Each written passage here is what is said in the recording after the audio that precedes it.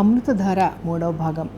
ఇక రెండవ భాగంలో మనో శివ బాల్యం గురించి, వారిద్దరి తల్లిదండ్రులు చిన్నప్పుడే మరణించడం, బామ్మ దగ్గర ఇద్దరు పెరగడం, శివాని ఆవిడ సరిగ్గా దగ్గరికి తీయకపోవడం, మనోని బాగా చదివించడం. శివాకి చదువు మీద ఆసక్తి ఉండదు, పైగా ఆవిడ పెత్తనాన్ని భరించడు.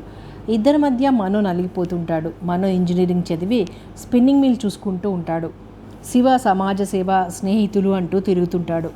ఒకరోజు సడన్గా పెళ్లికి ఏర్పాట్లు చేయమని అమూల్య అనే అమ్మాయితో ప్రత్యక్షమవుతాడు. కథ కొనసాగుతుంది.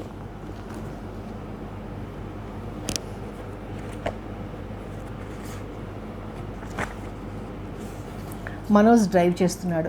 అమూల్య తలలో పెట్టుకున్న సన్నజాజి పూల వాసనలు తేలి వస్తున్నాయి. కారు ఒక మధుర సువాసన మేఘంలా తేలి వెళ్తున్నట్టుగా అనిపిస్తుంది. మళ్ళీ అదే తన విజ్ఞతని, విచక్షణని, తోసిరాజని ఒక ఉవ్వెత్తు కెరటం లాంటి భావతరంగం. అమూల్య తన సొత్తు అయినట్లుగా ఈ కారులో తమతో పాటు కూర్చున్న శివ ఏ క్షణంలోనో మధ్యలో దిగిపోవాల్సిన ప్రయాణికుడు మాత్రమే అన్నట్టుగా మనోజ్ టైసర్ చేసుకున్నాడు. తన అంతరంగం ఎందుకిలా విచ్చలవిడిగా హఠం చేస్తుందో అతనికి తెలియటం లేదు. కారు కంచి చీరలకి ప్రసిద్ధి చెందిన షాప్ దగ్గరికి వచ్చి ఆగింది. ఈ షాపు మనోజ్కి సుపరిచితమే. బామ్మకి ఎన్నిసార్లు కొని తీసుకువెళ్ళాడు. తెలిసిన వాళ్ళ పెళ్ళిళ్ళకి కొనటానికి స్వప్నతో పాటు ఎన్నోసార్లు వచ్చాడు. కారు ఆపి మనోజ్ దిగాడు. శివ కూడా దిగాడు. కానీ అమూల్య మాత్రం రాలేదు. శివ, ప్లీజ్, నేను కారులో ఉంటాను, నీకు నచ్చితే చాలు అంది. సరే సరే. శివ వెంటనే ఒప్పుకోవటం చూసి మనోజ్కి ఒళ్ళు మండింది. ఈవిడగారు 3 నిమిషానికి రకం అన్నమాట. అలాంటప్పుడు అసలు రావటం దేనికి? మనోజ్, శివ ఇద్దరు లోపలికి వచ్చారు. షాప్ అతను చీరలు చూపిస్తుంటే శివ కళ్ళజోడు సరి చేసుకుంటూ, మను, వీటి వ్యవహారం నాకు బొత్తిగా తెలియదు, నువ్వే చూడు అన్నాడు. ఇది బాగుంది శివ, నీకేమో తెలియదు, ఆవిడగారేమో మహారాణిలా కారు దిగిరాదు. మనోజ్ సణుక్కుంటూనే ఉన్న చీరల్లో నెమిలిపించం రంగులో పెద్ద జరీ బార్డర్తో అందంగా ఉన్న చీర ప్యాక్ చేయించాడు. అమ్మాయి శరీర ఛాయ మంచి రంగే కాబట్టి ఇది బాగానే ఉంటుంది. అబ్బా, చాలా ఖర్చు, మనోజ్ బిల్లు చెల్లిస్తుంటే అన్నాడు శివ. అప్పుడే ఏమైంది, పెళ్ళైన తర్వాత చూడు కోపంగా అన్నాడు మనోజ్. తర్వాత అమూల్య అన్ని విషయాలు తనే చూస్తానని అన్నాడు శివ. అవునవును, ఎందుకు చూడదు? నీ ముక్కుకు తాడు వేసి ఆవిడగారు చేతికిస్తున్నావు. ఆ తర్వాత స్వారీకి ఆవిడిష్టం. అప్పుడు నిన్ను ఆ దేవుడు కూడా రక్షించలేడు లోపల అనుకున్నాడు మనోజ్. ఇద్దరు బయటికి వచ్చారు. మనోజ్ ఖచ్చితంగా చెప్పేశాడు. చూడు శివ, బంగారం షాపు దగ్గర ఆవిడగారు కారు దిగరంటే మీ ఇద్దరిని ఈ రోడ్డు మీద వదిలేసి నా దారిన నేను పోతాను. మీ పెళ్ళి మీ ఇష్టం వచ్చినట్టు చేసుకోండి అంటూ వార్నింగ్ ఇచ్చాడు. ఏమిటిది మను, నువ్వు మరీ ఆ బిజినెస్ గొడవల్లో పడి ఆ డబ్బు లెక్కలతో అలసిపోయి ఊరికినే చిరాకు తెచ్చుకుంటున్నావు. శివ నోటి నుంచి ఈ వ్యాఖ్యానం వినేసరికి మనోజ్కి తల 2 చేతులతో పట్టుకోవాలనిపించింది. ఇద్దరు కారు దగ్గరికి వచ్చేసరికి అమూల్య కారులో ఓ మూలకు ఒదిగి కూర్చుని హాయిగా పుస్తకం చదువుకుంటుంది. చుట్టుపక్కల ఏం జరుగుతుందో పట్టించుకునే స్పృహే లేనట్టుగా పుస్తకంలో లీనమైపోయింది. మనోజ్ విసురుగా డోర్ తెరిస్తే ఉలికిపాటుగా తలెత్తి చూసింది. అదేమిటి, అప్పుడే వచ్చేసారేమిటి అంది ఆశ్చర్యంగా. అమి, చాలా మంచి చీర దొరికింది. అబ్బా, అన్ని రకాల చీరల్లో మను వెంటనే దీన్ని ఎలా గమనించాడో నాకు అర్థమే కావటం లేదు అన్నాడు. అమూల్య కనీసం చీర ఏం రంగు అని కూడా అడగలేదు. కారు బంగారు నగల షాప్ దగ్గరకు వచ్చి ఆగింది. అప్పటికే 9 గంటలు కావటంతో జనసమర్థం పూర్తిగా తగ్గింది. మనోజ్ కారు దిగాడు. అమి, దిగి మాతోరా. మనోజ్ చాలా కోపంగా ఉన్నాడు. పాపం ఎన్నో పనులు వదులుకొని మన కోసం వచ్చాడు. నువ్వు రాకపోతే మనిద్దరినీ రోడ్డు మీద వదిలి వెళ్ళిపోతానని అన్నాడు. కర్మ, అన్నీ చెప్పాల్సిందే కాబోలు. మనోజ్ లోపల అనుకుంటుంటే అతడు దవడమెక బిగిసింది. అమూల్య ఏమనుకుందో ఏమో పుస్తకం మూసి బ్యాగ్లో పెట్టుకొని దిగి వచ్చింది.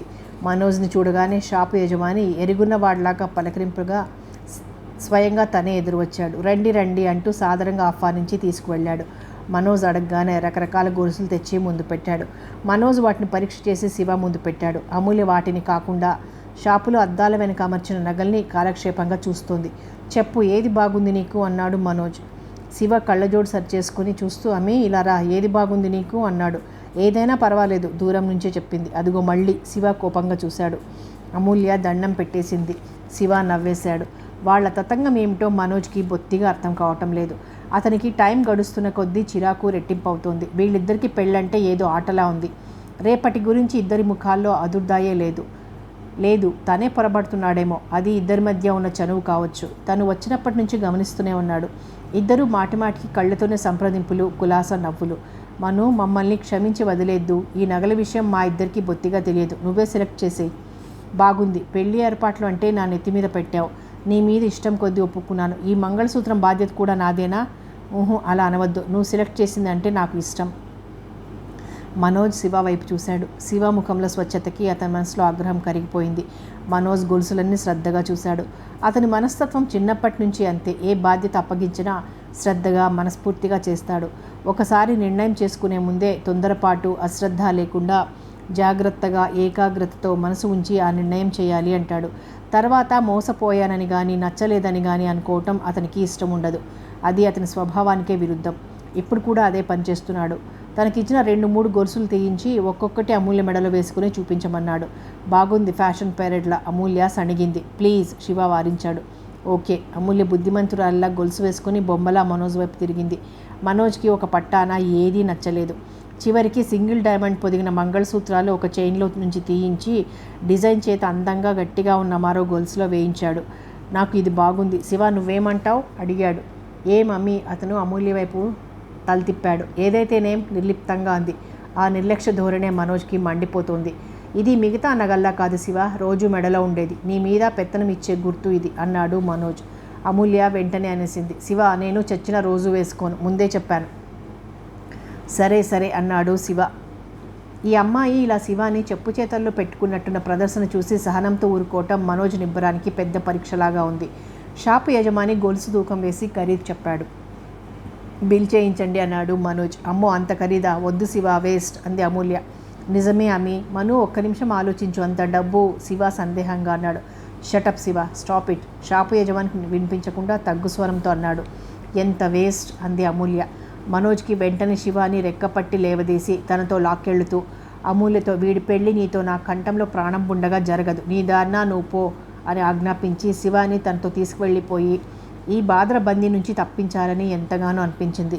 కానీ అది షాపు, అందరూ తనకు తెలిసిన వాళ్లే. ఇక్కడ గొడవ జరిగితే వాళ్ళు వేరుగా అర్థం చేసుకోవచ్చు. అందుకని బలవంతంగా నిగ్రహించుకున్నాడు. అమూల్య తనలో కోపాన్ని ఎంత రెచ్చగొడుతోందో ఆమెకి తెలియటం లేదు. కానీ ఈ పెళ్ళి కానీ అది తీర్చుకునే అవకాశమే తనకి రాదా?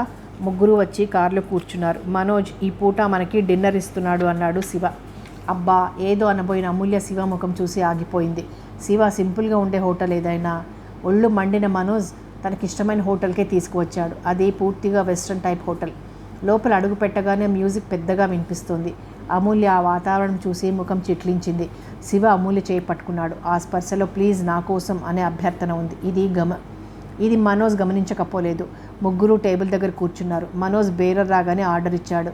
టేబుల్ దగ్గర కూర్చోగానే ఈ వాతావరణంతో తనకి పని లేనట్టుగా బ్యాగ్లో నుంచి పుస్తకం తీసుకొని ఒడిలో పెట్టుకొని చెంపకి చేయి ఆనించి పుస్తక పఠనంలో లీనమైపోయింది. శివ చూసి ఊరుకున్నాడే తప్ప ఏమీ అనలేదు. రేపటి నుంచి భార్యాభర్తలు కాబోతున్న ఈ ఇద్దరి వైవాహిక జీవితం ఎలా ఉంటుందో ఊహించగలుగుతున్నాడు. అతని ఆంతర్యం అంతా శివ క్షేమం పట్ల ఆదుర్ధ మేఘాలతో నిండిపోసాగింది. పెళ్లి గురించి ఆదుర్ధ అంతా శివ పడుతున్నాడు తప్ప ఆ అమ్మాయికి ఏం పట్టనట్టుగా ఉంది. శివాని కొంగు కట్టేసుకున్నాను అనే ధీమా నాది, లేక పట్టనట్టుగా ఉండడం అది నటన? మనోజ్ టైం చూసుకున్నాడు. 10 గంటలు కావస్తుంది. రేపు రాత్రి 9:30కి ముహూర్తం. రేపు ఈ పాటికి శివ జీవితం పూర్తిగా వేరవుతుంది. గుండెల్లో నుంచి వస్తున్న నిట్టూర్పు అంచుకున్నాడు. అతనికి ఆ క్షణంలో నిష్కల్మషంగా ఉన్న శివ ముఖం చూస్తుంటే మనసులో ఏదో అపురూపమైన దానికి శాశ్వతంగా బీడ్కోలు చెబుతున్న క్షణాలు వస్తున్నట్టుగా అనిపిస్తోంది. ఇదివరకు గతంలో తను శివ కలిసి ఈ హోటల్కి ఎన్నోసార్లు వచ్చారు. ఎన్ని నవ్వులో, ఎన్ని జోకులో, అదంతా ఏమైపోయిందో. మనోజ్కి ఆ క్షణంలో మనసంతా విషాదంగా అనిపిస్తోంది. శివ చేసుకుంటున్న ఈ పెళ్లి తనకి బామ్మకి జీవితాల్లో ఏ మార్పులు తెస్తుందో తనకి బాగా తెలుసు. శివ రహస్యంగా చేసుకుంటున్న ఈ పెళ్లి ఆవిడికి ఎంత అగాధం అవుతుందో. చిత్రం, తను శివ మాట కాదనలేక సాయపడుతున్నాడు. అంతర్యంలో ఎక్కడో పోనీ వాడికి నచ్చిన పిల్ల ఇన్నాళ్ళకి కనిపించింది. ఈ పెళ్లితోనైనా వాడి జీవితం కుదుట పడుతుందేమోనని ఆశ రెపరెపలాడుతుంది. ఇది తెలిస్తే బామ్మ తనని ఈ జన్మలో క్షమించదు. అసలు దీనికంతటికి కారణం ఎవరు? అతని చూపులు అమూల్య మీదకి మళ్ళినాయి. ఆ అమ్మాయి హఠానికి కోపం వస్తోందే తప్ప ఆ అమ్మాయిని చూస్తుంటే శివాని తన నుంచి దోచేస్తోంది అనే ద్వేషం కలగటం లేదు. అమూల్య ఏం పట్టనట్టుగా చదువుకుంటుంది. ఎంత అదృష్టవంతురాలు! రణభూమి లాంటి ఈ సంక్షోభంలోకి తనని నెట్టివేసి ఆ అమాయకురాలిలా తనకేం తెలియనట్లే చదువుకుంటోంది. అతనికి ఆ క్షణంలో ఆ పుస్తకం లాగి పక్కకు గిరాటేసి ఆమె రెక్కపుచ్చుకు లాక్కెళ్ళి, తల్లి నీకు దండం, మా జీవితాలతో ఆటలాడకు, నీ దారిన నువ్వు వెళ్ళిపో, మా దారిన మమ్మల్ని వదులు, నీకేం కావాలన్నా ఇస్తాను అని చేతులు జోడించి చెప్పాలనిపించింది. ముందుగా అమూల్య ఉనికి ఏం మాత్రం తెలిసినా ఈ పెళ్లి జరిగేది కాదు. మనోజ్ కళ్ళ ముందు ఏవో కదిలినాయి. చూస్తే అవి శివ చేతివేళ్లు. ఏమిటి ఆలోచిస్తున్నావు అన్నాడు. అమూల్య కూడా తలెత్తి చూసింది.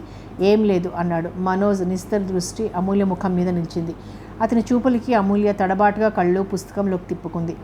ఇంతలో డిన్నర్ వచ్చింది. డిన్నర్ తింటుంటే ఆ క్షణంలో మనోజ్కి మౌనంగా భోంచేస్తూ అత్యంత లావణ్యంగా ముగ్ధ మనోహరంగా ఉన్న ఈ అమ్మాయి తను జయించలేని ప్రత్యర్థిలా అనిపించసాగింది. మనోజ్ రాత్రి పొద్దుపోయిన తర్వాత ఇంటికి వచ్చాడు. వాతావరణం హఠాత్తుగా మబ్బు పట్టి ఈదురుగాలి రయ్యిన వీస్తోంది. శివాని అమూల్యని దించి వస్తుంటే దోవలనే కారులో రేడియో న్యూస్లో బంగాళాఖాతంలో వాయుగుండం ఏర్పడిందని, రాబోయే 48 గంటల్లో గాలి వేగం గంటకి 150 కిలోమీటర్ల భారీ వర్షం, జాలర్లకు హెచ్చరిక అని తెలియజేసింది. వాన ఉధృతంగా ఉండడంతో మనోజ్ రేడియో ఆఫ్ చేశాడు. కారు షెడ్లో పెట్టి ఇంట్లోకి వచ్చేసరికి నౌకరు ఎదురు వచ్చి బామ్మగారు ఫోన్ చేశారని, అర్జెంటుగా మాట్లాడాలని అన్నారని చెప్పాడు. మనోజ్ తటపటాయించాడు. బట్టలు మార్చుకుని పైజామా లాల్చి ధరించి వానకు తడిసిన తల తుడుచుకుంటూ వచ్చి సోఫాలో కూర్చున్నాడు. పక్కనే ఫోన్ ఉంది. రిసీవర్ ఎత్తి పావురాలపల్లి డయల్ చేయబోయాడు. అంతలో విరమించుకుని ఆగిపోయి రిసీవర్ పెట్టేశాడు. బామ్మ ఎందుకు చేసింది? శివ పెళ్లి విషయం తెలిసిందా? తనని అడిగితే ఏం జవాబు చెప్పటం? చెబితే ఈ పెళ్లి ఎట్టి పరిస్థితుల్లోనూ జరగదు. తనకి నచ్చని విషయాలు జరగకుండా చూడటంలో బామ్మకి సాటి మరెవ్వరూ లేరు. ఆవిడ మనసు ఎప్పుడు వర్తమానంలో జరిగే సంఘటన ఫలితం భవిష్యత్తులో తమ కుటుంబం మీద ఎలా ఉంటుందో అనే ముందు చూపే ఎక్కువ. కుటుంబ క్షేమానికి పరువుకి ఏమాత్రం ప్రమాదం అనిపించినా ఆవిడ ఆ పని జరగనీయకుండా ఏదో విధంగా చక్రం అడ్డు వేస్తుంది. అక్కడ కొడుకు కూతురు అనే అపేక్ష అభిమానం కూడా అడ్డురావు. ఈ పెళ్లి గురించి చెబితే జరగదు. చెప్పకపోతే తను ఆవిడ్ని మోసం చేశానని ఈరోజు కాకపోతే రేపైనా తెలుస్తుంది. ఈ అబద్ధం బామ్మకి తనకి మధ్య గల అనుబంధానికి పెద్ద గొడ్డలు పెట్టి అయినా తను ఆశ్చర్యపోనవసరం లేదు. ఈ తికమక పడటం, ఈ మనో సంఘర్షణ ఈనాడు తనకి కొత్త కాదు. చిన్నప్పటి నుంచి బామ్మ శివాల మధ్య జరిగే యుద్ధంలో దానివల్ల వచ్చే అశాంతిలో ఆ ఇద్దరి కంటే తనే ఎక్కువ బాధింపబడుతున్నాడు. విభిన్న ధృవాలు బద్ధశత్రువులైన ఈ ఇద్దరిని సమన్వయపరచడం అనేది చిన్నప్పటి నుంచి తనకి ఒక యుద్ధమే. ఈ యుద్ధంలో యుక్తితో కొన్నిసార్లు, నిజాయితీతో కొన్నిసార్లు, ఆత్మీయతతో కొన్నిసార్లు తను ఇద్దరిని పోగొట్టుకోకుండా గెలుచుకుంటూ వస్తూనే ఉన్నాడు. తనకి ఇద్దరు కావాలి. వీరిద్దరిలో ఏ ఒక్కరు లేకపోయినా తన జీవితం ఒక కాల్లో కన్నో లేనట్టుగా శూన్యంగా ఉంటుంది. అసలు తన మూలంగానే శివ ఇన్నేళ్ళు ఈ ఇంటితో అనుబంధం తెగ్గొట్టుకోకుండా ఉన్నాడు. శివ వెళ్ళిపోవటం తనకిష్టం లేదు. శివకి ఇప్పటికే చాలా అన్యాయం జరిగింది. జీవితంలో ఇక ముందైనా వాడికి న్యాయం పూర్తిగా జరగాలని తన పట్టుదల, ఆకాంక్ష. తనలో శివ పట్ల గల ఈ ఆత్మీయత బామ్మకు తెలియదు. తెలియకుండా జాగ్రత్త పడ్డాడు తను. తెలిసిందా బామ్మ ఎప్పటికప్పుడు అక్కడికక్కడే తేల్చుకోగలదు. అవసరమైతే నాతో పాటు తనని బయటికి పంపించగలదు. ఆవిడ వెళ్ళగొడితే బయటికి వెళ్ళలేని పిరికితనం తనకేమీ లేదు. కానీ ఆవిడ మళ్ళీ ఒంటరిదైపోతుంది. అడుగడుగునా జీవితం ఆవిడ్ని ఏదో విధంగా శపిస్తూ వస్తూనే ఉంది. ఒక స్త్రీగా చదువు సంధ్యలు అంతగా లేకపోయినా, ఇంట్లో వ్యక్తులతో సామరస్యం లేకపోయినా, బయట ఈ ప్రపంచంతో, చుట్టూ ఉన్న ఈ సమాజంతో ఢీ అంటూ అడుగడుగునా ఎదురయ్యే మోసాలను ఎదుర్కొంటూ ఆవిడ 80 సంవత్సరాల జీవితం నెట్టుకొచ్చింది. ఇల్లు సురక్షితంగా కాపాడింది. ఈ చరమదశలోనైనా ఆవిడ నిశ్చింతగా సుఖంగా ఉండాలని తనకి ఎంతగానో అనిపిస్తుంది. ఒక మనిషి జీవితంలో ఎప్పుడో ఒకసారి సుఖపడాలి. జీవితం అంతా వెతలమయం అయి చిరిగిన ఆకుల మృత్యు ఒడిలోకి రాలిపోకూడదు. బామ ముఖంలో అరుదుగా కనిపించే చిరునవ్వు ఎప్పటికీ ఉండాలని తన తపన. కానీ విధి విన్యాసం ఆవిడ మీద ఎప్పుడూ కొరడా జడిపించడమే తప్ప కనికరం చూపించటం లేదు. లేకపోతే శివ పెళ్ళి ఇలా సమస్య దేనికి? హాయిగా తాము కూడా సరేనన్న వ్యక్తిని చేసుకుంటే అందరికీ ఎంత హాయి. బామ్మగారికి ఫోన్ చేశారా బాబు? మీరు చేయకపోతే మళ్ళీ ఆరే చేస్తానన్నారండి. చాలా అర్జెంట్ అన్నారండి. మాణిక్యం మళ్ళీ గుర్తు చేశాడు. చేస్తాను అన్నాడు మనోజ్. అతని చెయ్యి ఫోన్ మీద ఆనింది. పోనీ బామ్మకు చెప్పేస్తే? శివాకి ఇచ్చిన మాట గుర్తుకొచ్చింది. ఇంతలో ఫోన్ అదే మోగింది. పరధ్యాసగా ఉన్న మనోజ్ ఉలిక్కిపడ్డాడు. ఫోన్ మీద చెయ్యి ఆనించాడు. కానీ తీయలేదు. అది అర్జెంట్ అన్నట్టు మోగుతూనే ఉంది. సందేహం లేదు, బామ్మే, తప్పదు. అతను రిసీవర్ తీసి హలో అన్నాడు. అవతల నుంచి రుక్మిణమ్మ గారి గొంతు వినిపించింది. మనో. తర్వాత ఫోన్ సరిగ్గా లేదు. బర్రుమని ధ్వని. బామ్మ మనోజ్ అరుస్తున్న ఆవిడకి వినిపించడం లేదు. బయట వాన గాలి రెట్టింపోయినాయి. బామ్మ తను పిలుస్తూనే ఉన్నాడు. ఫోన్ సడన్గా డయల్ టోన్ వచ్చింది. బామ్మ పెట్టేసి మళ్ళీ చేస్తుందనుకున్నాడు. కానీ ఫోన్ రాలేదు. తనే చేయబోయాడు. ఫోన్ పాడైపోయింది. నంబర్ కలవటం లేదు. మనోజ్ ఫోన్ పెట్టేశాడు. అతనికి ఆ క్షణంలో దేవుడు తనని కరుణించి సాయం చేసినట్టు అనిపించింది. ఒక్క 24 గంటలు బామ్మతో తను ముఖాముఖి మాట్లాడకుండా ఉంటే చాలు. శివ పెళ్ళి అయిన తర్వాత బామ్మ ఇంకేం చేయలేదు. శివ ఎటు ఇక్కడ ఉండనే ఉండడు. ఒక సమస్య శాశ్వతంగా పరిష్కారం అయిపోతుంది. శివ పెళ్లి అవగానే ఈ నెపంతో విడిపోయినట్టు ప్రకటించి శివ పేరిట ఉన్న ఆస్తి, బ్యాంకులో డబ్బు, వ్యాపారంలో షేర్లు అతనికి అప్పచెప్పేయవచ్చు. ఈ పని జరిగిన రోజున తన మనసు చాలా ప్రశాంతంగా ఉంటుంది. అప్పుడు బామ్మ కాదనటానికి కూడా అంత బలం ఉండదు. మనోజ్ వచ్చి సోఫాలో కూర్చున్నాడు. బయట వాన, గాలి మూసి ఉన్న అద్దాల కిటికీని ఎడాపెడా తాకుతూ శబ్దం చేస్తున్నాయి. ఇదెక్కడి హోరుగాలి, ఇంత వాన ఏమిటి? మనోజ్కి ఎందుకు ఆ క్షణంలో మనసంతా ఒంటరిగా అనిపించసాగింది. తన జీవితంలో చిన్నప్పటి నుంచి డబ్బుకి, సుఖాలకి కొదవేం లేదు. అయినా ఇంటి సమస్యల మూలంగా ఎప్పుడూ ఏదో ఒక అశాంతి. చిన్నప్పుడు చదువుకునేటప్పుడు తన తోటి పిల్లలు సెలవులకి కన్యాకుమారి, కాశ్మీర్ అంటూ ప్లాన్ వేసుకుంటే తను సెలవులు ఎప్పుడొస్తాయా, ఎప్పుడెప్పుడు పావురాలపల్లి వెళ్ళిపోదామా అని ఎదురు చూసేవాడు. అక్కడ బామ్మ ఒక్కతి తన రాక కోసం 1000 కళ్ళతో ఎట్లా ఎదురు చూస్తూ ఉంటుందో తనకు తెలుసు. తను వచ్చిన క్షణం నుంచి ఆ ఇంట్లో సందడే. బామ్మ 1000 ఏనుగుల శక్తి వచ్చిన దానిలా ఉత్సాహంగా ఉండేది. తనతో పాటు శివ కూడా బామ్మకి అలా చేదోడుగా ఆపేక్షగా ఉంటే ఆవిడ ఎంత సంబరపడేదో. అనవసరంగా ఇద్దరూ ఎప్పుడో గతించిపోయిన విషయాలు తవ్వుకుని హాయిగా ఉండాల్సిన ఇంటిని సమస్యల వలయం చేసేస్తున్నారు. తను ఎంత మొత్తుకున్నా ఇద్దరి పట్టుదలలు వదిలేవాళ్ళు కాదు. మనోజ్ కాళ్ళు చాచుకొని వెనక్కి వాలి పడుకున్నాడు. మాణిక్యం వచ్చాడు. పొద్దుపోయింది, పడుకోండి బాబు అన్నాడు. చిన్న లైట్ వేయినా? నిద్రబద్ధకంగా అన్నాడు. మాణిక్యం పెద్ద లైట్ తీసి చిన్న లైట్ వేసి వెళ్ళిపోయాడు. దిండు ఒకటి తెచ్చి మనోజ్ తల క్రింద పెడుతూ, చెప్పటం మర్చిపోయానండి, మీరు ఊర్లో లేనప్పుడు కరుణాకరం గారు వచ్చారండి. నిద్ర కళ్ళని ఆవరిస్తుండగా అన్నాడు. మాణిక్యం ఇంకేదో చెబుతున్నాడు. నిద్ర వచ్చేస్తున్న మనోజ్ వెళ్ళమన్నట్లు ఎడం చేయి ఊపాడు. మాణిక్యం వెళ్ళిపోయాడు. తిరిగి అలసిపోయిన మనోజ్ గాఢ సుషుప్తిలోకి జారిపోయాడు. అలా ఎంతసేపు అయిందో. Calling bell గయ్యన మోగుతుంది. మనోజ్కి మెలకువ వచ్చింది. బెల్ ఆగకుండా మోగుతూనే ఉంది.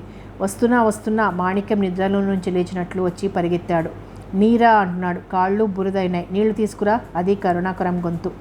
మనోజ్ టైం చూసుకున్నాడు. 5 గంటలు కావస్తుంది. మనోజ్ గబాల లేచి కూర్చున్నాడు. అబ్బబ్బా, ఏం బానా? కరుణాకరం లోపలికి వచ్చాడు.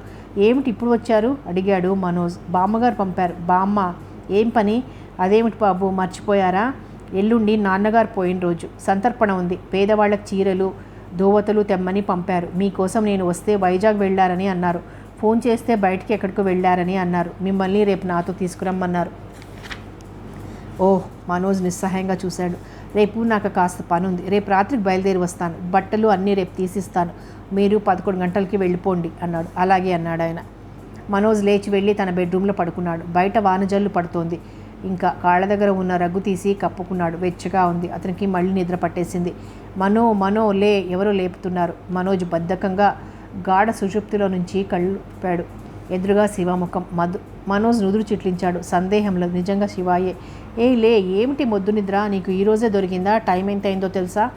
మనోజ్ టైం చూసుకున్నాడు. బాప్రే, చటుక్కుని లేచి కూర్చున్నాడు.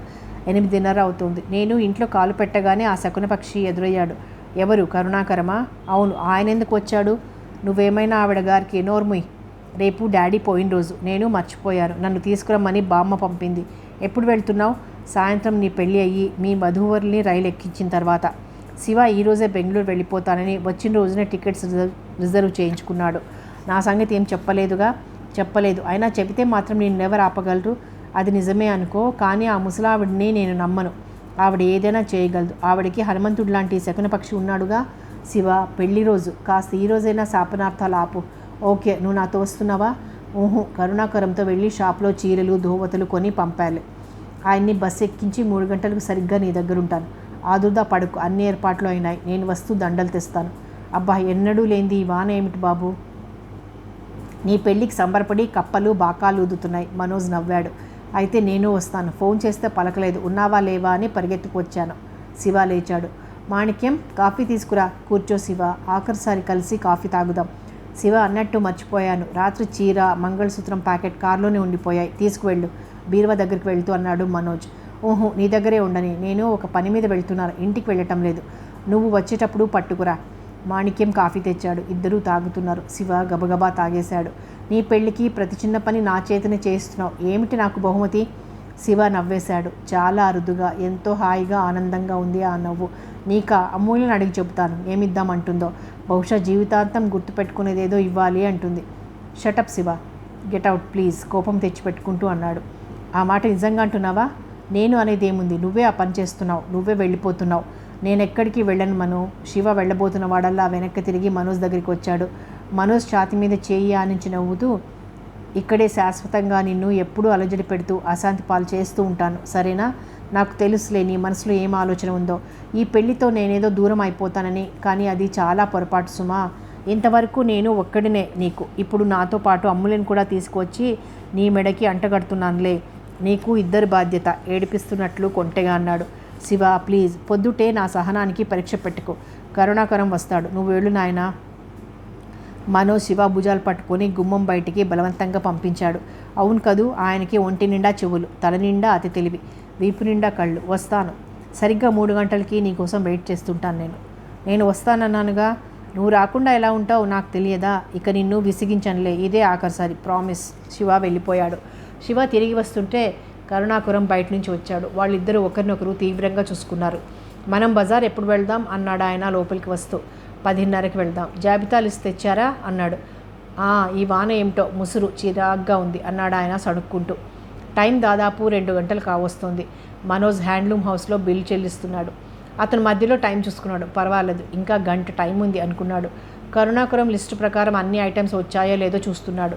ఒక జత పంచెలు తగ్గిన బామ్మగారు నా ప్రాణం తినేస్తారు అంటూ తను వ్రాసి తెచ్చుకున్న కాగితం, మనోజ్ కొన్న లిస్ట్ మళ్ళీ మళ్ళీ సరిచూసుకుంటున్నాడు. ఇంతలో అక్కడికి మేనేజర్ జానకిరామయ్య పరిగెత్తుకొస్తున్నట్టే వచ్చాడు. బాబు, మీరిక్కడున్నారా? గంట నుంచి ఏ షాప్లో ఎక్కడ ఉన్నారా అని తెలిసిన చోటల్లా గాలిస్తున్నాను. ఆయన ముఖం ఆదుర్దాగా అలసటగా ఉంది. ఏమైంది? డబ్బు కౌంటర్లో ఇస్తూ అడిగాడు మనోజ్. శివాకి యాక్సిడెంట్ అయింది. 12 గంటలకి ఫోన్ వచ్చిందండి. నేను వెంటనే పరిగెత్తుకెళ్ళాను. కరుణా నర్సింగ్ హోమ్లో చేర్పించారు.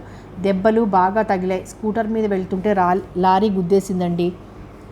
మీరు ఇవి తీసుకొని ఇంటికి వెళ్ళండి. బిల్స్ కరుణాకరం చేతిలో పెట్టి మనోజ్ శరవేగంగా బయటకు వచ్చాడు. శివాకి యాక్సిడెంటా? మనోజ్కి ఇది కలో నిజమో అర్థం కావటం లేదు. వాన ఉధృతం తగ్గినా జల్లు ఇంకా బాగా పడుతూనే ఉంది. రోడ్లన్నీ నీళ్లమయంగా ఉన్నాయి. మనోజ్ కారు 10 నిమిషాల్లో కరుణా నర్సింగ్ హోమ్ ముందు ఆగింది. వెనక జానకిరామయ్య పరిగెత్తుకొస్తున్నాడు. మనోజ్ ఆయన కోసం ఆగలేదు. లిఫ్ట్లో 3వ అంతస్తులోకి వచ్చేశాడు. ఆ నర్సింగ్ హోమ్ అతనికి బాగా తెలిసిందే. డాక్టర్ విష్ణుప్రియ ఎదురు వచ్చింది. శివ ఎక్కడా అడిగాడు మనోజ్. శివ ఆవిడ నుదురు చిట్లించింది. ఓ, యాక్సిడెంట్ కేసు కదూ, అదిగో అక్కడ, థియేటర్ చూపించి వెళ్ళిపోయింది. మనోజ్ అటు వెళ్తుంటే డాక్టర్ ప్రభాకర్ వచ్చాడు. ప్రభాకర్, శివ అడిగాడు మను కమ్ హియర్. ప్రభాకర్ చేయి పట్టుకు తీసుకువెళ్ళాడు. ఎలా ఉన్నాడు? మనోజ్ అడిగాడు. Head injury. బ్లడ్ కావాలా? నాది వాడిది ఒకటే గ్రూప్. మను, ఏం కావాలి? నువ్విక్కడ ఏం చేస్తున్నావు ప్రభాకర్? శివ దగ్గర ఏ డాక్టర్ అటెండ్ అవుతున్నారు? దెబ్బలు పర్వాలేదా? సృహలో ఉన్నాడా లేదా? మనోజ్ వెళ్ళబోతుంటే ప్రభాకర్ ఆపు చేశాడు. మనో, ప్లీజ్ నా మాట విను. ముందు వాడిని చూడని ప్రభాకర్. ఈరోజు సాయంత్రం వాడి పెళ్ళి. My God, what a tragedy. Don't mention that word. వాడు క్షేమంగా ఉంటే పెళ్ళి ఇంకో రోజు అవుతుంది. మనోజ్ వెళ్తూనే ఉన్నాడు. ప్రభాకర్ ఆపరేషన్ థియేటర్ తలుపు తెరిచే ముందు చెప్పేశాడు. మను, షాక్ ఫీల్ అవ్వకు. శివకి తలకి ఛాతీకి బాగా దెబ్బలు తగిలాయి. అంటే కోలుకోవటానికి టైం పడుతుందా? నో. మనోజ్ అనుమానంగా అడిగాడు. కండిషన్ క్రిటికల్గా ఉందా? ప్రభాకర్ తల అడ్డంగా తిప్పాడు. ఇక్కడికి తీసుకువచ్చేసరికే ప్రాణం పోయింది. బాడీ బాగా క్రష్ అయిపోయింది. నో. మనోజ్ కళ్ళు పెద్దవైనాయి. వైద్యుడిగా ప్రభాకర్కి ఇలా డెత్ న్యూస్ షాక్ మనిషిని ఎలా చేస్తుందో అనుభవమే. అతను మనోజ్ చేయి గట్టిగా పట్టుకుని పక్కకు తీసుకెళ్ళి అక్కడున్న కుర్చీలో బలవంతంగా భుజాల మీద చేతులేసి కూర్చోపెట్టాడు. నర్స్, కొంచెం నీళ్లు తీసుకురా అంటూ చెప్పాడు. నర్స్ మంచినీళ్లు తెచ్చింది. ముందు తాగు. మనోజ్ వద్దంటున్నా బలవంతంగా తాగించాడు. ప్రభాకర్ తగ్గు స్వరంతో అన్నాడు. మను, శివాకి నీకు ఉన్న అనుబంధం నాకు తెలుసు. ఈరోజు వాడి పెళ్ళి అంటున్నావు. ఇంత గుడ్ న్యూస్ మాకెవ్వరికీ తెలియదు. ఏదైనా పెళ్ళికి ముందు కొన్ని గంటల్లో ఇలా జరగడం చాలా ట్రాజడీ. ఆవిడెవరో మోస్ట్ అన్లక్కీ గర్ల్. మనోజ్ ఊపిరి పీల్చుకున్నాడు. అతని చెయ్యి కుర్చీ మీద బిగుసుకుంది. మను, పోలీసులు వస్తున్నారు, స్టేట్మెంట్స్ ఇవ్వాలి. లారీ నంబర్ ఎవరో ఒకతను నోట్ చేసుకున్నాడు. ఇచ్చాడు. కేసు నమోదవుతుంది. బాడీని నేను ప్రాణాలతో వదలను. గుడ్. అలాను. నేను మాత్రం వదులుతానా? ఏమనుకుంటారు ఈ లారీ వాళ్ళు? ప్రాణాలతో చెలగాటమాడతారా? కమాన్, లే రా. ప్రభాకర్ చేయి పట్టుకొని మనోజ్ని థియేటర్లోకి తీసుకువెళ్ళాడు. టేబుల్ మీద నిర్జీవంగా, ఒంటి నిండా తల నిండా కట్లతో వాటిలో కూరుకుపోయినట్టే ఉన్నాడు శివ. మనోజ్కి దుఃఖం కంఠంలో నుంచి సుడిగాలిలా లేచి వస్తుంది. ఒక్క నిమిషం ఒళ్ళు జలధరించింది. తను ఎక్కడున్నాడో ఏం చేస్తున్నాడో తెలియనట్టు అయోమయంగా అనిపించింది. అక్కడంతా మృత్యుకర స్పర్శ అతి శీతలంగా, తను తాకిన ప్రతి వస్తువుని నిర్జీవం చేస్తున్నట్టుగా, ఆ నిశ్శబ్దం భయంకరంగా, శరీరం కలవరిస్తున్నట్టుగా ఉంది. ఎంతో ఆత్మ సంయమన శక్తిగల మనోజ్కి కూడా మనసు ఒక్కసారిగా చెదిరిపోయింది. అతనికి ఏడుపు ఒక వలలా చుట్టేస్తున్నట్టుగా ఉంది. ఆపుకోవటం అతనికి సాధ్యం కాలేదు. ఇంతలో సిస్టర్ వచ్చింది ప్రభాకర్తో. సార్, పోలీస్ ఇన్స్పెక్టర్ వచ్చారు అంది. మను రా మాట్లాడాలి అన్నాడు ప్రభాకర్. మనోజ్ గుప్పెట్లుగా బిగుసుకున్న చేతులు మెల్లగా విడిపడినాయి. జరిగిపోయిన దాన్ని మనం సరిచేయలేం, జరగబోయేది చూడాలి అన్నాడు ప్రభాకర్. మనోజ్ గొంతులో దుఃఖం ఉండగా మారి ఉక్కిరిబిక్కిరి చేస్తోంది. అతని ముఖంలోకి రక్తం పొంగి వచ్చింది. శివ వైపు చూశాయి అతని కళ్ళు. నిర్జీవంగా ఉన్న అతని శరీరం తన వైపు నా ప్రాణం నాకు తెచ్చి ఇవ్వమను అని నిస్సహాయంగా అడుగుతున్నట్లుగా ఉంది. అతని మనసు శివ ముఖం మీదకే నిలిచి ఉంది. అతని శరీరం మాత్రం అతని ప్రమేయం లేకుండా ప్రభాకర్ తీసుకువెళ్తుంటే గది బయటికి వచ్చింది. పోలీస్ అధికారి ప్రశ్నలు వేశాడు. మీకెవరి మీదైనా అనుమానం ఉందా? లేదు అన్నాడు మనోజ్. అసలు శివ ఈరోజు ఈ ఊళ్ళో ఉన్నట్టే ఎవ్వరికీ తెలియదు. పోలీస్ అధికారి డాక్టర్ది, మనోజ్ది స్టేట్మెంట్ రికార్డ్ రాసుకున్నాడు. కరుణాకరం వచ్చాడు. ఏమిటి బాబు ఈ ఘోరం అన్నాడు. కరుణాకరం గారు, మీరు కారు తీసుకువెళ్ళి బామ్మని తీసుకురండి అన్నాడు మనోజ్. తర్వాత జరిగిందంతా మనోజ్ కలలో లాగా తన ప్రమేయం లేకుండా జరిగిపోతున్నట్టుగా ఉంది. ఈ వార్త తెలియగానే చాలామంది వచ్చేశారు. రాత్రి 11 గంటలకి బామ్మ వచ్చింది. ఆవిడ శివ మీద పడి ఏడుస్తూ అంటున్న మాటలు మనోజ్కి చాలా చిత్రంగా అనిపించాయి. ఇదేమిట్రా ఈ అన్యాయం, ఇలా దేవుడు నిన్ను ఎత్తుకుపోతాడని అనుకోలేదురా. నేను చెప్పిన మాట విని బాగుపడలేదనే తప్ప నీ మీద నాకేం కోపం లేదురా. ఒక్కసారి కాస్త నాతో ఆపేక్షగా మసులుకుంటే నా మనసేమిటో నీకే తెలిసేదిరా. దూరంగా ఉన్న మీ అమ్మని నీలో చూసుకుంటూ బతికానురా. పాపిస్ట్ దాన్ని ఎంతసేపు ఇంటి మీదికి ఏ గొడవ తెస్తావు అంటూ హడలు చచ్చానే కానీ ఒక్కరోజు నిన్ను ఆత్మీయంగా దగ్గరుంచుకోలేకపోయాను. మనోకి అన్నం పెడుతుంటే నీకు అన్నం పెట్టలేకపోతున్నానని ఎంతో లోపల కుళ్ళి ఏడ్చేదాన్నిరా. నువ్వు ఒక్కసారి ప్రేమగా అమ్మమ్మ అని పిలిస్తే వినాలని తప్పించిపోయేదాన్ని. అది జరగలేదనే నా కోపం అంతా నీ మీద చూపించేదాన్ని. అంతేగాని నీ మీద నాకు ద్వేషం లేదురా నాయన. ఈ పాపిష్టి లోకం ఎక్కడ నిన్ను అడ్డం పెట్టుకొని నా మీద దౌర్జన్యం చేస్తుందోనని నిన్ను దూరంగా పెట్టానురా. అంతేగాని ఇంకేం కాదు. ఇది నీకు చెప్పాలని ఎన్నిసార్లు అనుకున్నాను. నీకు తెలియచెప్పే రోజు ఎప్పుడైనా రాకపోతుందా అనుకున్నానే కానీ దేవుడేలా నిన్ను ఎత్తుకుపోతాడని అనుకోలేదు. శివ, నా తండ్రి, మీ అమ్మ కాదురా. నువ్వు నన్ను ఎక్కువ బాధ పెట్టావు. అన్నీ ఉండి రాజభోగంగా పెరగాల్సిన వాడివి అలా బైరాగిలా తిరుగుతుంటే నా మనసు ఎంత కృంగిపోయేదో నీకు తెలియదురా శివ. నాన్న, ఒక్కసారి అమ్మమ్మ అని పిలవరా బాబు. పిలవరా నాయన. మనోజ్కి శివ మరణం, బామ్మ ఆంతర్యంలో అట్టడుగున దాగి ఉన్న ఈ శోకకీర్తి రెండూ అతన్ని మతిపోయినట్టే చేస్తున్నాయి. శివ లేడు అన్న సత్యం అతను ఇంకా నమ్మలేకపోతున్నాడు. లక్షణంగా పెళ్లి చేసి రైలు ఎక్కిద్దామని అనుకున్న తాను వాడిని కట్టెల మీద పడుకోబెట్టి చితికి నిప్పు పెట్టాల్సి వచ్చింది. శివ పోయి అప్పుడే 48 గంటలు దాటిపోయింది. బామ్మ ఇంకా లోపల గదిలో ఏడుస్తోంది. బంధువులు వచ్చిన వాళ్ళు ఆవిడని సముదాయిస్తున్నారు. మను పడక గదిలో మంచం మీద కూర్చున్నాడు. ప్రభాకర్ అప్పుడే వచ్చాడు. మను, లాభం లేదు, నువ్వు రెస్ట్ తీసుకోవాలి. నీ మైండ్కి బలవంతంగానైనా సరే విశ్రాంతి ఇవ్వాలి. మైల్డ్ సెడేటివ్ ఇంజెక్షన్ ఇస్తున్నాను, జస్ట్ రిలాక్స్ అంటూ ఇంజెక్షన్ చేస్తున్నాడు. ఇంతలో మాణిక్యం వచ్చాడు. అబ్బాయి గారు, మీకోసం ఎవరో వచ్చారండి. ప్రభాకర్ కసిరాడు. వెళ్ళవతలికి, నో విజిటర్స్. మనోజ్ ఇప్పుడిక ఎవరిని కలవడు. నేను చెప్పానని చెప్పు. ఎవరు వచ్చినా సరే ఇంటి తలుపులు కూడా తెరవకు. గుమ్మం బయట నుంచే పంపించేయి, తెలిసిందా? మీ అబ్బాయి గారికి రెస్ట్ కావాలి. ప్రభాకర్ ఎంత గట్టిగా చెప్పాడంటే మాణిక్యం పిల్లిలా తలుపి అలాగేనండి, మీరు చెప్పారుగా, అలాగే చేస్తానండి అంటూ వెళ్ళిపోయాడు. మనోజ్ మంచం మీద పడుకున్నాడు. ప్రభాకర్ మంచం మీద కూర్చుని మనోజ్ చేయి తీసుకుని ధైర్యం చెప్తున్నట్లుగా, మను, నీకు చెప్పేపాటి వాడిని కాను. ఈ లైఫ్ నీకు తెలియందేం కాదు. మన చేతిలో ఏం లేదు, జస్ట్ రిలాక్స్. నేను ఉదయం వస్తాను. కనీసం 4-5 రోజులైనా నువ్వు రెస్ట్ తీసుకోవాలి. ముందు బామ్మని ఓదార్చడం అనే పెద్ద పని ఉంది నీకు. నేను వస్తాను.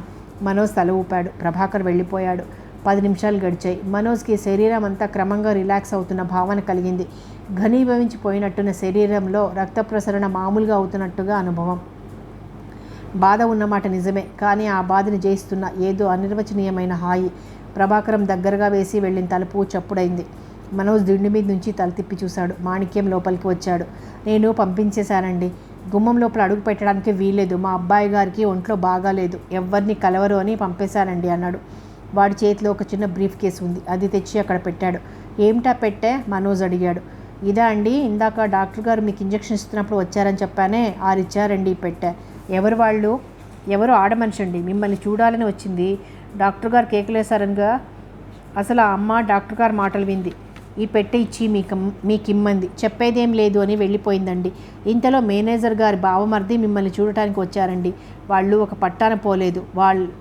ఆరిని పంపేసరికి నా తల ప్రాణం తోక్కొచ్చిందంటే నమ్మండి. ఆడమనిషి ఎవరు అడిగాడు. ఆ పెట్టి ఇలా పట్టుకురా, ఏముంది అందులో అన్నాడు మనోజ్. మాణిక్యం పెట్టె తెచ్చి మంచం మీద పెట్టి కాలింగ్ బెల్ మళ్ళీ మోగటంతో పరిగెత్తాడు. మనోజ్ లేచి కూర్చుని బ్రీఫ్ కేస్ తెచ్చాడు. అది తాళం వేసలేదు. అది తెరవగానే అతను నిరత్తురయ్యాడు. దానిలో మిలమిలలాడుతూ చంద్రహారం, రవ్వల నెక్లెస్, వడ్డాణం, కాసుల పేరు, చెవుల కమ్మలు, గాజుల జతలు ఉన్నాయి. ఇవి రాదత్తయ్య నగలు. అందులో చిన్న ఉత్తరం ఉంది. అది తీసి చూశాడు. అందులో ఇలా ఉంది: మనోజ్ గారికి. శివ వాళ్ళమ్మ నగలు నాకు ఇచ్చాడు. నాకు తెలిసినంత వరకు ఈ పెట్టెలో ఒక చిన్న వస్తువు కూడా బయటికి తీయలేదు. పెట్టే శివ తెచ్చినట్టు మీకు అప్పగిస్తున్నాను. నేను ఈరోజు 7 గంటల ట్రైన్కి వెళ్ళిపోతున్నాను. మనోజ్ ఆ ఉత్తరం చూడగానే ఒక్కసారిగా ఉలిక్కిపడ్డాడు. అమూల్య వచ్చిందా ఇంత క్రితం? అమూల్యనా అలా వెళ్ళగొట్టింది? My God! అతని నుదుటిన చెమటలు అలుముకోసాగాయి. శివ పోయిన తర్వాత తమ మేనేజర్ ద్వారా మురళికి, అమూల్యకి ఈ సంగతి చెప్పమని కబురు చేశాడు. తర్వాత జరిగిన హడావుడిలో మతిపోయినట్లున్న తనకి అసలు అమూల్య సంగతే గుర్తులేదు. మనోజ్ చప్పును లేచాడు. అతనికి మత్తుగా నిద్ర వస్తున్నట్టుగా ఉంది. నగల పెట్టే బీరువాలో పెట్టి బీరువాలోంచి డబ్బు తీసుకుని జేబులో కుక్కున్నాడు. అతను బట్టలు కూడా మార్చుకోలేదు. పైజామా లాల్చితోనే కారు తాళాలు తీసుకుని బయటికి వచ్చాడు. బామ్మగారికి జావ తీసుకుని వెళ్తున్న మాణిక్యం మనోజ్ని నోరు తెచ్చినట్టు తెల్లబోయి చూశాడు. అబ్బాయి గారు ఎక్కడికండి? డాక్టర్ గారు మిమ్మల్ని కదిలొద్దని అన్నారు కదండి అంటూ వెనక వచ్చాడు. మనోజ్ కళ్ళేర చూశాడు. మాణిక్యాన్ని తోసేసి బయటకు వచ్చాడు.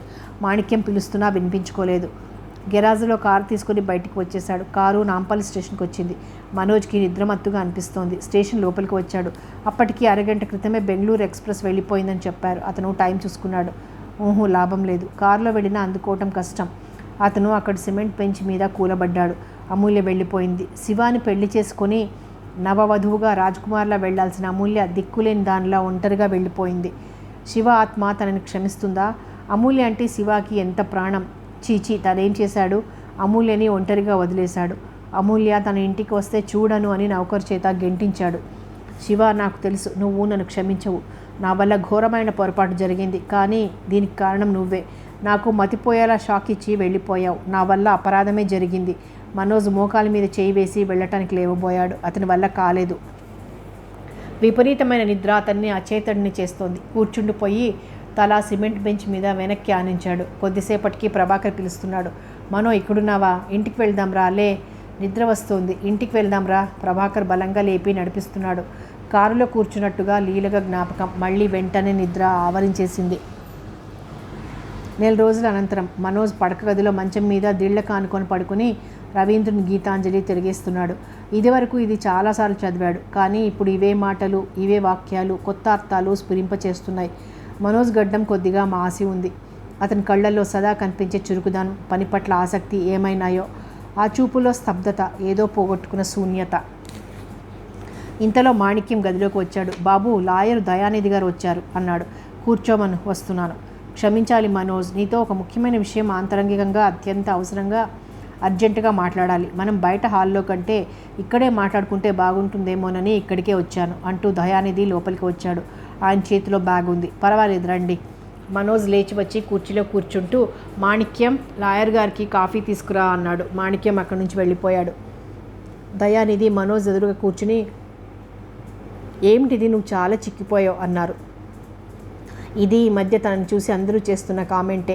ప్రభాకర్ కూడా నిన్ననే హెచ్చరించాడు. మను వెయిట్ లాస్ అవుతోంది, జాగ్రత్త సుమా. తను నవ్వేశాడు. ఏం పర్వాలేదు, ఈ శరీరంలో ఇంకా చాలా బలం ఉంది. శివ హఠాత్తుగా పోవటం, తన చేతుల మీదుగా కర్మకాండాలు ముగించటం అంతా యాంత్రికంగా జరిగిపోయినా మనోజ్ మనసు ఇంకా శివ మరణం గురించి నమ్మలేకపోతుంది. శివ ఏదో ఊరు వెళ్ళినట్టుగా, హఠాత్తుగా ఏ డబ్బు కోసమో టెలిగ్రామ్ వస్తుందన్నట్టుగా తనకు తెలియకుండానే మనసు ఆశగా ఎదురుచూస్తుంది. శివ పోయి అప్పుడు నెల దాటింది కదూ అన్నాడు దయానిధి. మనోజ్ చప్పున చూపులు కిటికీ వైపు మరల్చుకున్నాడు. అతని ఎర్రబడ్డ కళ్ళల్లో అత్యంత ప్రియమైన వ్యక్తిని పోగొట్టుకునే విషాదం సంధ్యాకాంతిలో గోధూళిలా ఆవరించుకుంది. గుండెల్లోంచి ఎగిసి వస్తున్న బాధా తరంగాన్ని నిగ్రహించుకుంటున్నట్లుగా అతని గొంతులో గుటక మింగిన కదలిక. లాయర్ దయానిధి ఇది గమనిస్తూనే ఉన్నాడు. కానీ మిగతా అందరిలా దయానిధి అతన్ని అనునయించలేదు, వేదాంతం చెప్పలేదు, సానుభూతి చూపించలేదు. నువ్వు శివ గురించి పడక్కర్లేదు, అతనికి అసలు అర్హతే లేదు.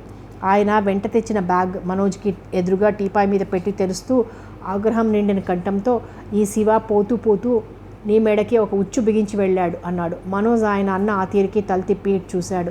దయానిధి కాగితం తీసి మనోజ్ చేతికి అందించాడు. మనోజ్ అందుకోలేదు. ఏమిటిది? నిరాసక్తిగా అడిగాడు. అతని మనసు ఈ వ్యవహారాలు చూసే స్థితికి ఇంకా రావటం లేదు. ప్రతిదీ అర్థరహితంగా, ఈ జీవితం ఒక బొమ్మలాటగా, పిల్లలు ఇసుకతో ఆడే పిచ్చుక గూడుగా అనిపిస్తుంది. ఆ పిచ్చుక గూడు అర్థం పర్థం లేకుండా కట్టడం, తోసేయటం ఎలాగో ఇది కూడా అంతే అనిపిస్తుంది. మనోజ్కి శివ మరణంతో జీవితంలో ఒక తీవ్రమైన అగాధం ఏర్పడినట్లుగా ఉంది. దాన్ని ఎలా పూడ్చుకోవాలో అర్థం కావటం లేదు. నా అనేవారు లేరనే భావశూన్యత అనే ఈ అగాధంలో తను దిగబడిపోకుండా బాహ్య జీవితంలోని సందడి వైపు, ఆకర్షణ వైపు రావటానికి అతని మనసు ఎంతో పెనుగులాడుతోంది. కానీ వాటన్నింటినీ పేలవంగా చూపిస్తున్న అతీతమైన శక్తి ఇంకేదో అతన్ని నిస్సహాయుడిని చేస్తుంది. ఈ ఘర్షణకి అతను తట్టుకోలేకపోతున్నాడు. మనోజ్, ఈ కాగితాలు ఒక్కసారి చూడు. నువ్వు శివాని తండ్రి కంటే ప్రాణంగా, స్నేహితుడి కంటే ఎక్కువగా చూసావు. దానికి అతను నీకు ఇచ్చిన ప్రతిఫలం ఏమిటో నీ కళ్ళతో నువ్వే చూడు. ఫ్యాక్టరీ వ్యవహారాల్లో, ఈ డబ్బు లావాదేవీల్లో నేను మొదటి నుంచి నిన్ను హెచ్చరిస్తూనే ఉన్నాను, కానీ నా మాట వినలేదు. ఏమైంది ఇప్పుడు? ఆ కాగితాలు చూడు ముందు. చెప్పండి, ఏం చేశాడు శివ?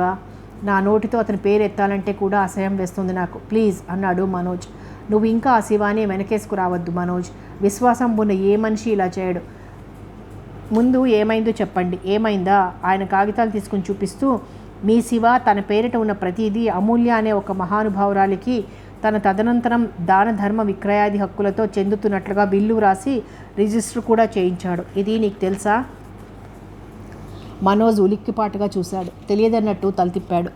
మీకు తెలియదని నేను ఇది చూసినప్పుడే అనుకున్నాను. తెలిస్తే ఈ విలువ అసలు వ్రాయటం అంటూ జరిగేది కాదు. శివ మనందరినీ మోసం చేశాడు. పోనీ ఆ వ్రాసేవాడు నా దగ్గరికి వచ్చాడా? రాలేదు. ఎందుకు వస్తాడు? ఇలాంటిది నేను ఒప్పుకోనని ముందే తెలుసుగా. ఆ ముకుందరావు దగ్గర వ్రాసి రిజిస్టర్ చేయించాడు.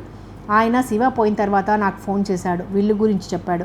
నేను నమ్మలేదు. పరిగెత్తుకు వెళ్ళాను. శివ సంతకం ఫోర్జరీ ఏమో, గిట్టని వాళ్ళు చేశారేమో అని అనుమానపడ్డాను. విల్లు ఆయన చదివి వినిపించాడు. నా చెవులను నేను నమ్మలేకపోయాను. శివ సంతకం ఫోర్జరీ కూడా ఏం కాదు. ఆ విల్లు అన్ని విధాలా చట్టబద్ధమైనదే. దానికి తిరుగులేదు. ముకుందరావు గారు అప్పుడే వచ్చి నీకు మీ నాయనమ్మకి చదివి వినిపిస్తానన్నాడు.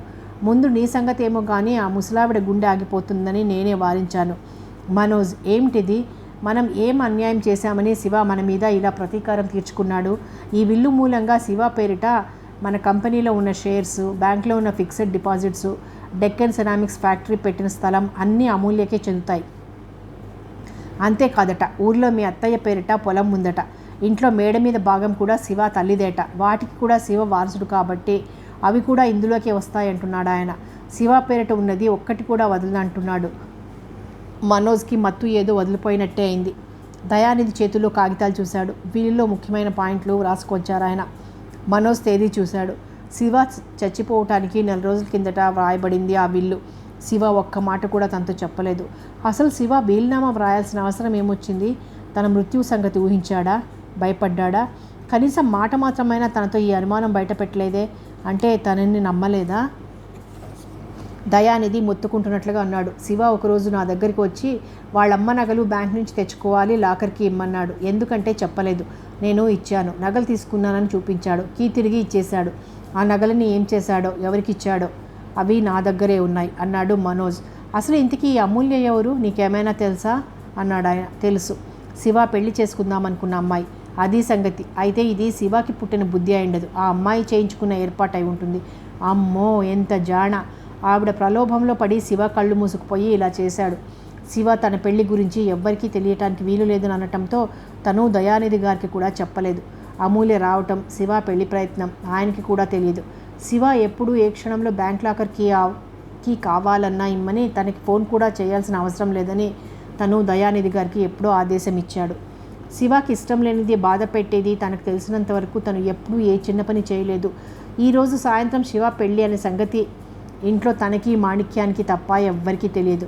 చివరికి బామ్మకు కూడా. ఆవిడకి తను చెప్పాలా వద్దా అని పడుతున్న అంతర్మదనం శివకి హఠాత్తుగా ఎదురైన ఆకస్మిక మృత్యువే పరిష్కారం చెప్పేసింది. మనోజ్ నిట్టూర్చాడు. ఆ ముసలావిడ బారి నుంచి అమూల్యను రక్షించడానికి ఏర్పాటు చేస్తున్నానని ఆ సాయంత్రం అన్నమాటలు గుర్తుకు వచ్చాయి. అత్తయ్య నగలు తీసుకుంటున్నానని చెప్పాడు. అవి 5-6 లక్షలకు పైగానే ఇచ్చేస్తాయి. అవి ఇవ్వటమే అమూల్యకు చేస్తున్న ఏర్పాటు అనుకున్నాడు తను. అది శివ సొమ్ము, అతనిష్టం అనుకున్నాడు. కానీ ఈ విల్లు సంగతి తనకు తెలియదు. శివ ఎందుకు ఇలా చేశాడు? దీని ఫలితం ఏమిటో శివ ఆలోచించలేదా? దయానిధి అన్నాడు. మనోజ్, జరిగింది మనం మార్చలేం.